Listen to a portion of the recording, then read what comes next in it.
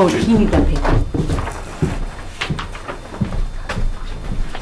So, our last one was BCO 612. No, I know we did a 13, so this is 14. Let me get this position. Are you rolling? I'll quit talking. Yes, you can start, Madam. Good morning, Donna. Good morning.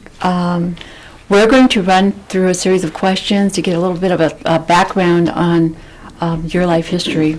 And we'll Okay. begin with having you tell us your name and then spell it out for us, and then when you were born and where you were born.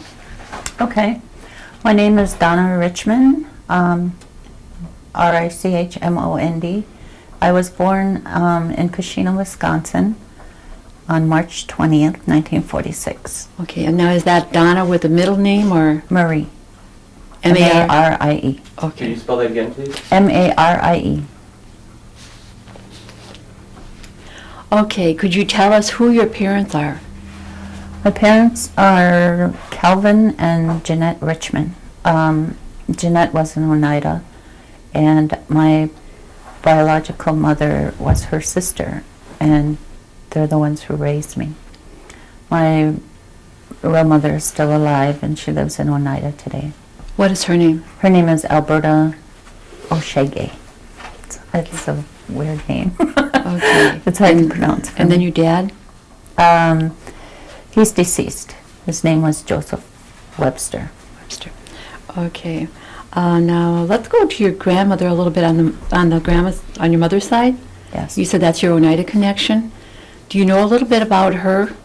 What I remember of my grandmother, her name was Sarah Baird. Baird? Uh-huh. And she used to live over by where Chris Dockstader lives right now. She lived over further on a hill over there. And my grandfather was Albert King.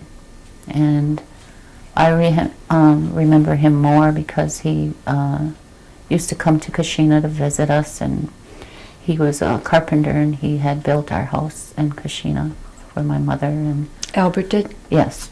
Okay. And Now you talked about you were born in Kashina. Is that where you were raised? yes. Let's go back to when you were a little child. Did you go to school there? I went to the Catholic school there, and after I finished the Catholic school, then I went to Shawano High School. Okay, I forgot about your sisters and brothers. Can we list them out? My sister is, her name is Janet Richmond, and my brother's name is Donald Richmond. Are they older or Those are older than me, and they're the ones that I was raised with. But I also have 3 brothers and a sister from my mother, my real mother's side. So then there's a total of 6 of you? Yes. Okay.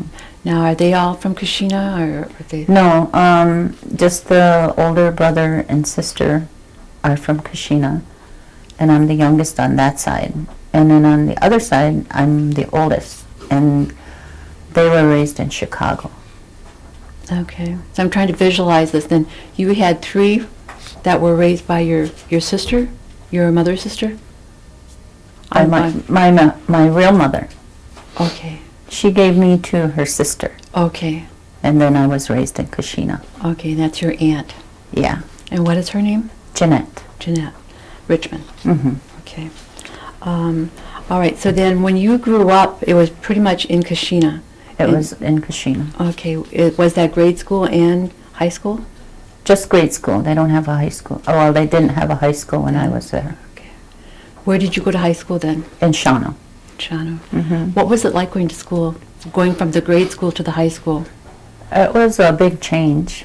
Everything, the school seemed so huge, and so many kids. You know, I wasn't used to that many kids, but I gradually got to know a lot of the kids and became friends with them that were not tribal people. And I had a lot of friends that didn't think I should be friends with them. You know, because A lot of your Indian friends didn't think you should be. yeah, friends with because white- they felt there was a lot of prejudice in Shawano, and I never felt it. You know, I didn't feel like the kids didn't want to talk to me because I was an Indian, you know, but nobody ever made me feel that way. And yet you were raised on the reservation there, right? Yes. Okay. Was the grade school like that, or was that That was all Indian. all Indian school? Mm-hmm. Okay, so after you graduated from Shawano High School, where did you go from there? After I graduated from Shawano, I got a babysitting job for some lady that lived in Neopet, and she had 5 girls, and she needed a babysitter in Milwaukee. So that's where I went, and then I went to Milwaukee, and then I met my husband, and then I got married, and I got married pretty young. Okay. Going back to when you were still on the reservation and you lived with your family there, what were your family obligations, like chores or things that you were expected to do around the house? I had to keep my room clean, and we didn't have running water. So I used to have to haul water, and it was quite a ways from the house. So in the winter I would take those milk cans that they used to have, those big tin ones. Right. I would put it on a sleigh and go down to the spring and get spring water and then bring it home, and that would last us. With a wagon or a sled? With or? a sled in the winter, and then with a wagon in the summer. Okay, was that And kind then I used to go with my father to cut wood and haul wood because we didn't have a furnace. We had a wood stove that heated our house. and then no electricity either, right? We had electricity. You did? That's okay. all we had. We didn't have no phone. And then what did you do for fun when you were a kid, growing up on the reservation? Oh, we used to. I had a neighbor, and they had 9 children. So I always had someone to play with. Because when I was growing up, my older brother and sister were pretty much gone and teenagers, so they didn't want me hanging around them. And I used to, in the summer, there was a big field in front of the house, and we used to play baseball there. And then we would swim all day, swim across the lake, swim back, and then in the winter we would use the lake to go skating and burn tires on it, and we'd be there all day and all night. And we used to roam around in the woods and play army, and we were gone all day. At nighttime we would play kick the can, where they would hide, and some person had to find you, and we always were outside, never in the house. What we've found is a lot of the families that migrated to Wisconsin from New York, some of them went to the Methodist and some went to the Episcopal, and then we had the children, that would go to the different places. Do you remember where your mom and dad or your grandmas went? No, I don't. Yeah. Mm-mm. Are you affiliated then with the churches in Kashina? I used to go to the Catholic school there. I mean, the Catholic school, and then we went to church every morning at St. Michael's. Okay.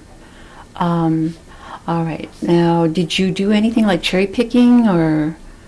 I used to go with my aunt and uncle to go babysit for them while they cherry picked.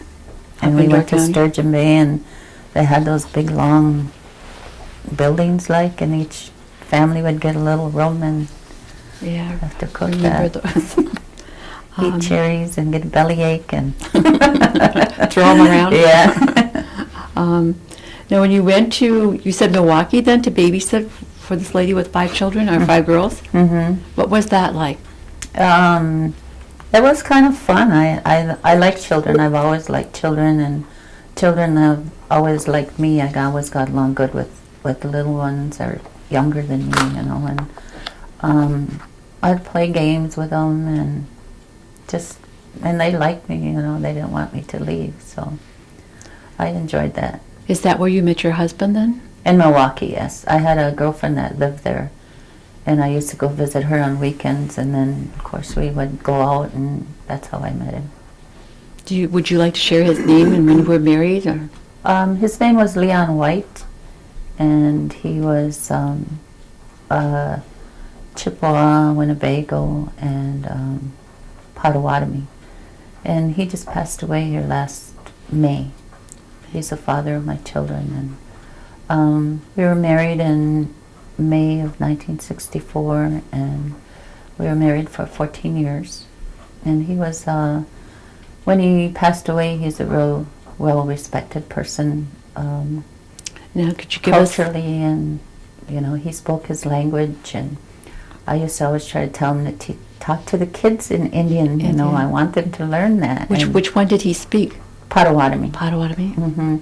Because he was raised by his grandmother, and she spoke Ho-Chunk and Potawatomi, and she would not talk to him unless he spoke Indian. So that's how he learned, because he was away in a boarding school and Okay. wasn't raised by his parents, you know. And Speaking of boarding schools, were you or your family, were they sent away to the boarding schools that you know of? my mother said she was in a boarding school in Toma, I think. But I don't know for how long, or, you know. What her experience was or anything? No, and she never talked that much about it. Okay. Your children, would you like to tell us their names and their chronological order? Okay. My oldest daughter's name is Colleen White, and it's Kalene. And she is 40 years old now, and I have another daughter whose name is Lynette, and she's the second oldest. Michelle is the youngest daughter, and I have a son named Kokmas. And that Kokmas is his Indian name, and he is always raised as using that, and it means little bear chief in Potawatomi, and his great-grandfather named him. How old is he? He's 34. He's going to be 34 next month. Okay. And they're all grown up. Do any of them have children, grandchildren? Yes, I have 16 grandchildren. Okay. And I have 4 girls out of the 16 grandchildren. You're pretty busy then. Yes. Okay. They keep me going. Do any of them live on or near this reservation, or where do they live? They all do. They all live here. Okay. So when you went away to Milwaukee, you married your husband, and what happened then? Did you move back here, or did you stay? No, he was living in Racine at the time when I met him, and he was a machinist where they work with those little. He could measure my hair, you know, how big it or whatever. Anyway, he used to do that, and so then we got married like within a year, and then I moved to Racine with him. And we lived there for quite a while, and then I had a brother-in-law who was an iron worker, and he would always tell him, when are you going to become a man and get a real job, you know? He said, I am a man, you know, and finally he changed trades, and he became an iron worker. He went to that iron worker school that they have for the Indians, and he finished that and became a journeyman. That's how we traveled all over. We never lived in one place very long, because he used to would go where the work was, where he was, you know. So you must have lived in a lot of different We places. lived in Albuquerque and Minnesota and Michigan, and back to Albuquerque and back to Wisconsin. How'd you like that? It wasn't bad. I kind of liked it, and I think it benefited my children because they got to go out and meet other kids, a lot of different nationalities, and they seem to get along well with them, with anybody. You know, they're not. When I was young, my parents told me never to be judging anybody in any way, because you don't know what their life is like. And so I brought that forth to my children. Yeah. It's kind of nice to have exposure to a lot of different geographical areas too, I would Yes. think. Mm-hmm. Okay. When you were at home, did you have a favorite food or something that chili? Chili. Is that your mom's recipe or your dad? Yes. Well, we every Saturday, I think, in the whole town of Kashina made chili, and people could go there, and it would be they'd make a big pot, and so that it would last all day. And whoever come over, you want some chili? You want chili? So All the community did that? yeah, a lot of them did that around there. Wow. Did your family ever participate in something called Hoyan? No. No. Mm-mm. Okay.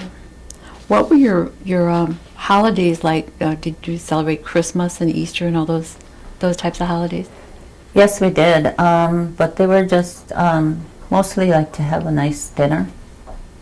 And like, as far as Christmas, I don't remember getting all these presents that nowadays the kids get, and I would get maybe a doll or 2 things, and that was it, but I was happy with it. Yeah.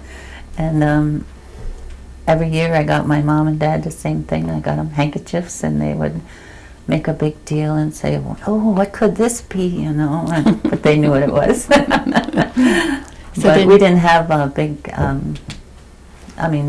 Everybody was home, and that was what was it? It was all about, So then you carried on that tradition? Yes. Hmm. Okay. And we used to go to midnight mass and come home and open up presents, and I still do that with the kids. We open up our presents at midnight. Yeah. Sitting down to a dinner is kind of traditional, I think, with just about everybody. Yes. Did your grandma do any traditional cooking at all? She passed away, so I don't have many memories of her at all. Okay. So. How about medicines or herbs and those types No. of collecting? Mm-mm. All right, after you were married and your husband, he didn't retire before he passed away then, or Yes, he did. did he? Hmm. He was only retired maybe about 1.5 years or so before he passed away. Hmm. And then when did you come back to the reservation in Oneida here?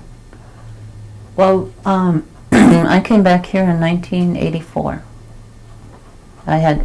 My husband and I had divorced, and I had been with my children quite a while, and I worked with the Ho-Chunks for 8 years, and then their office kept moving.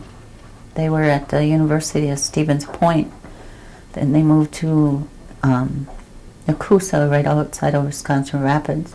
Then they were going to move to Tomah, Wisconsin, and I said, no, I don't want to move way up there. So they let me go then, and I got a severance pay. And then I moved to Racine and thought I could find a job there, and I worked at social services there for a while, and it just was harder being there, it seemed like. So then I had a friend here named Roberta Konzuma, and she was trying to encourage me to come back here, and to apply for a house. And so I did. I got a house, and I moved back. So you came back here in 86 then, or thereabouts? 84. 84. Mm-hmm. Okay. Then have your children come here and settle They were down? with me, yes. Mhm. Okay. Forgot what I was going to... Once you moved back here, and were you working for the tribe then when you came back here? I worked at the health center as a receptionist and have been working for the tribe since. Okay. How about your children? Do any of them work for the tribe? They, my oldest daughter works for the casino and customer services, or relations, I think it is, and my second oldest works as a floor supervisor at the casino.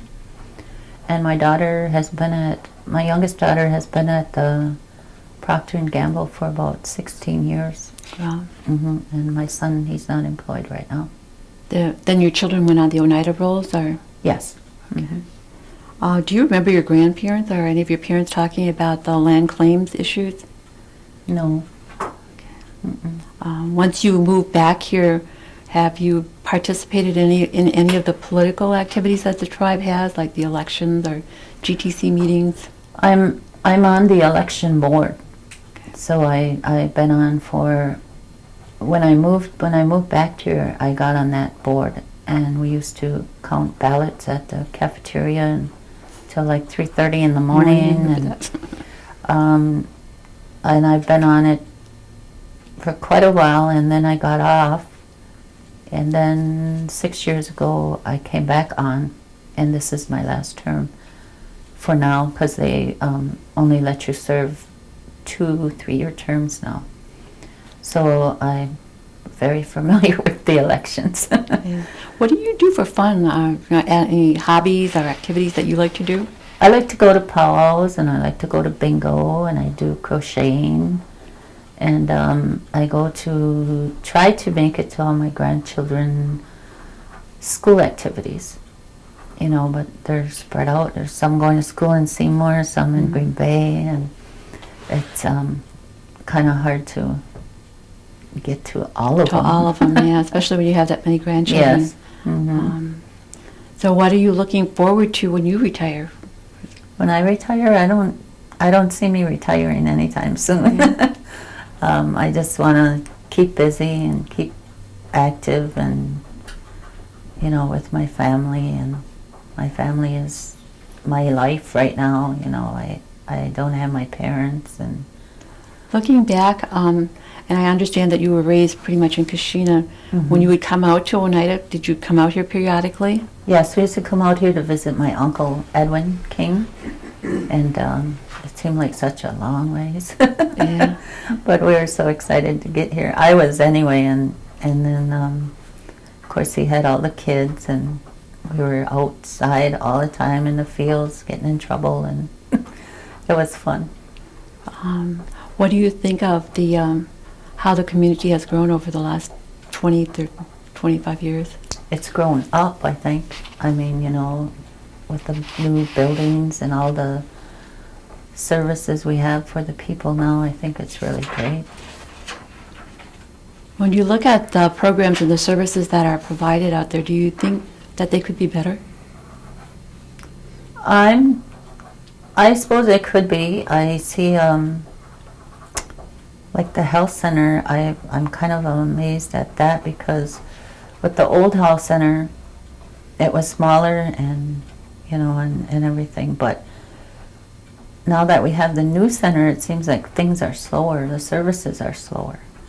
We have, before, in what I remember in the pharmacy, we had 3 people at the old health center, and you could get your prescription the same day. Faster.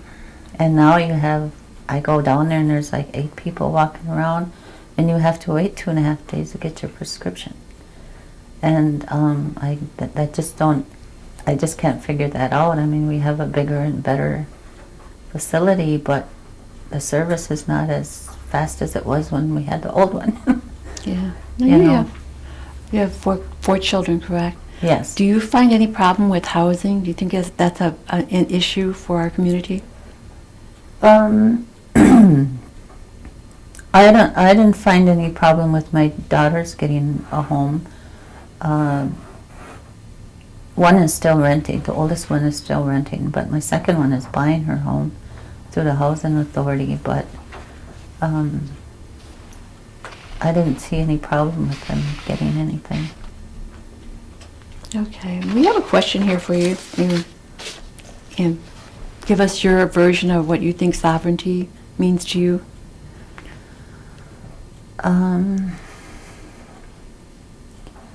I think it's kind of confusing, because I see us using it sometimes, but not all the time.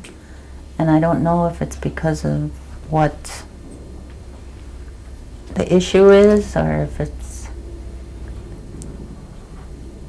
that's a confusing question for me, because I really Yeah. don't understand it, because Yeah, it varies from person to person. we don't use it all the time like we should. We should be, if we're sovereign, we should be sovereign on everything, not certain things, but I see us, one time we are and one time we're not. Yeah. And that's sort of confusing for me to understand that. Yeah, I think that's a good analysis. What does it mean to you to be an elder? To be an elder, I just turned 60 on Monday, and I've been doing a lot of like flashbacking in my life, and I'm like, wow, I'm 60 years old, and it's like, but I feel good. I feel good about it being an elder, and I feel like my children, I have seen so many children who disrespect even their parents, and I wasn't raised that way. So I raised my kids not to be that way, and they have raised their kids not to be that way. So I do get a lot of respect from my grandchildren and my children, and I like that. Okay, now you were like meshed with a couple of different tribes with the Unitas, and I'm wondering, are there any ghost stories or witch stories that you've heard as you were growing up, or that your husband shared with you? There was, in Kashina, there was one about a ghost or a legend named Page Kana. Oh, I heard of that. Yeah, and they would say, if you say his name 3 times fast, he's going to come to you, you know.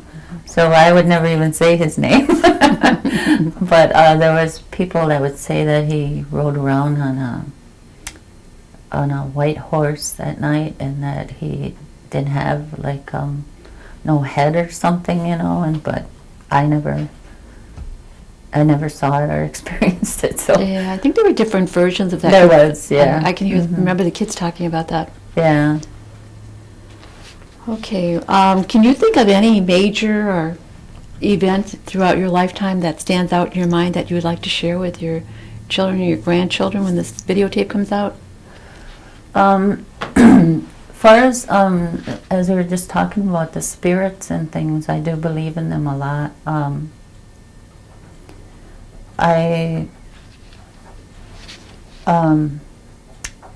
My father had drowned in December of 1973, I think it was. He had gone to a wedding. He was drinking, and this was in Kashina.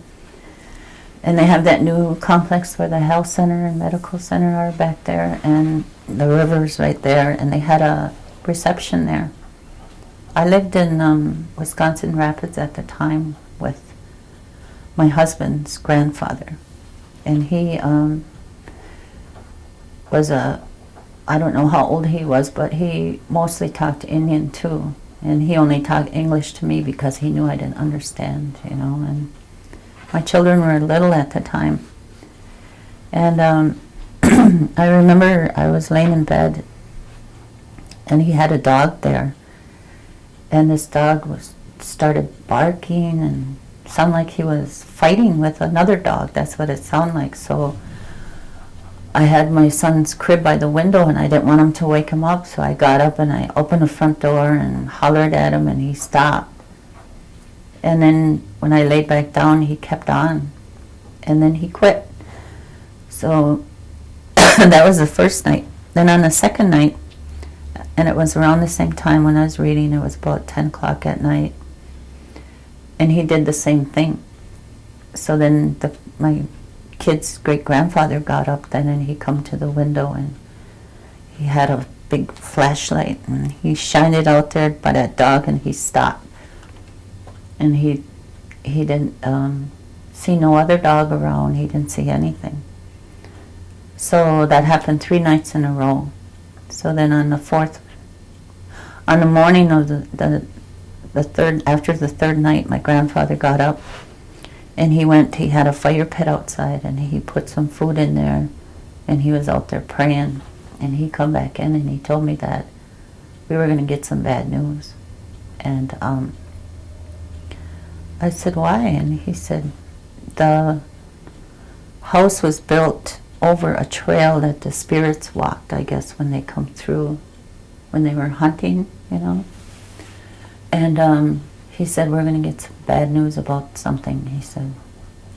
And within an hour after he said that, my sister called and said that my father was missing.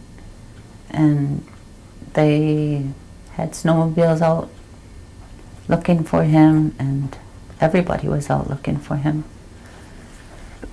In the meantime, my husband was up at Anigo on the ironworkers school, and we were getting ready to move to Albuquerque. And I didn't want to go because of my dad, but they said they would call me as soon as anything happened, or as soon as they found him, you know. This was in December. And then the night before Easter Sunday, we were in Albuquerque, and I had a dream that my father called me and said that everything was fine and not to worry anymore, you know. And we went out to dinner at Cochiti in New Mexico by Leon's cousins, and we got back home, and my sister called and said they found my dad, and he was down by Shawano, kind of down the river there, but he was all in one piece, and that was on Easter Sunday. And so that was an experience that I will remember. That would really stick in your mind. Mm-hmm. I'd like to thank you and ask, are we missing anything? I had one question, did you, okay. Your name is Richmond, right? Yes. Mhm. And then where did White come from and how did that transaction or transition occur? Because I'm a little confused on that. White was my married name. Okay, and what was- Richmond was the one I was raised by. Okay, so you just went back to your original name? Yes, Okay. and my legal name is King. Well, they were divorced. Right, Yes. I understood that. Okay, I didn't know that your original name was White, so, Oh, okay. or I mean, yeah, White. Hmm. All my children are whites. Did you ask her about the children, grandchildren? Yeah, I asked her about the grandchildren. She has, what, 16? 16. 16 grandchildren. Yeah, I think I got that too. Okay. Like to thank you for sharing your history with us. Now I know a little more about you. Yeah, you're welcome. And is it Paige Cannot? Yes. I couldn't remember. I remember the kids talking about that. Yeah. You know, he lived in the woods, and if you said that name, that he'd come and get you. Yeah. I'm gonna ask that Yeah, too. so we never said his name.